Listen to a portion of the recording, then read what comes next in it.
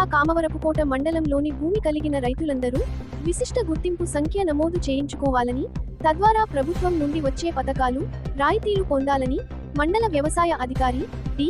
ముత్యాలరావు తెలిపారు. ఇటీవల ఆయన జీవీఆర్ న్యూస్తో మాట్లాడారు. అందరికీ నమస్కారం. నా పేరు డి. ముత్యాలరావు, మండల వ్యవసాయ అధికారి, కామవరపుకోట మండలం, ఏలూరు జిల్లా. ముఖ్యంగా కామవరపుకోట మండలం పరిధి చూసుకుంటే కనుక మొత్తం 16 సచివాలయాలు, 16 రైతు సేవా కేంద్రాలు ఉన్నాయి.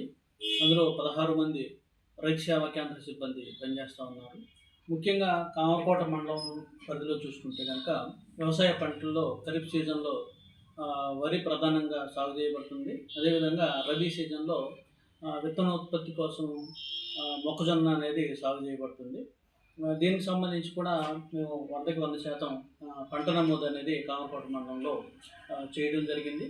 మరి అదేవిధంగా ప్రతి రైతును కూడా ఎకరం పొలం ఉన్నా, అరెకరం పొలం ఉన్నా, అలా రైతు అయి ఉంటే కనుక తప్పనిసరిగా విశిష్ట గుర్తింపు సంఖ్య నమోదు అనేది ప్రస్తుతానికి మేము చేస్తూ ఉన్నాం. మా రైతు సేవా కేంద్ర సిబ్బంది అందరూ కూడా ఈ రైతు విశిష్ట గుర్తింపు సంఖ్యను అనేది రైతుకి ఇవ్వడం అనేది జరుగుతూ ఉంది. కాబట్టి మరి పొలం కలిగిన ప్రతి రైతు కూడా తప్పనిసరిగా ఆయా రైతు సేవా కేంద్రాల పరిధిలో రైతు సేవా కేంద్ర సిబ్బందిని కలిసి విశిష్ట గుర్తింపు సంఖ్య నమోదు చేయించుకోవాల్సిందిగా తెలియపరుస్తున్నాం. అది చేయించుకుంటే కనుక ఆ సంఖ్య ద్వారా వ్యవసాయ శాఖ నుండి లేదా ఉద్యానవన శాఖ నుండి అందే పథకాలు ప్రతి రైతు కూడా, భూమి కలిగిన సాగు చేస్తున్న ప్రతి రైతు కూడా పొందవచ్చు అనేసి మరి అందరికీ తెలియజేస్తూ ఉన్నాం.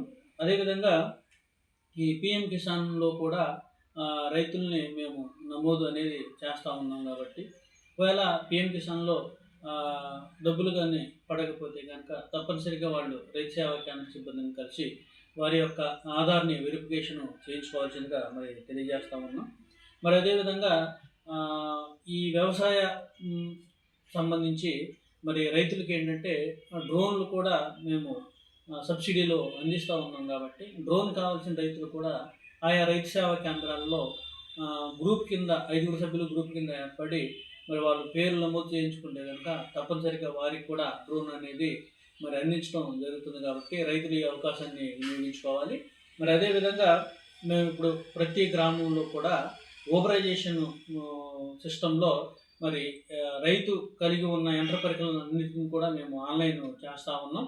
ఈ ఓబరైజేషన్ పద్ధతిలో రైతులు వారికి నచ్చిన పరికరాన్ని వారు వ్యవసాయంలో వినియోగించుకోవచ్చు అనేసి తెలియపరుస్తున్నాం. అంటే రోటోవేటర్ కావచ్చు, ట్రాక్టర్ కావచ్చు, డ్రోన్ కావచ్చు, ఏదైనా కానీ ఈ ఓబరైజేషన్ పద్ధతిలో ఆన్లైన్లో రైతు మాకు ఫలానా డ్రోన్ కావాలి లేదా రోటోవేటర్ కావాలని ఆన్లైన్లోనే బుక్ చేసుకోవచ్చు.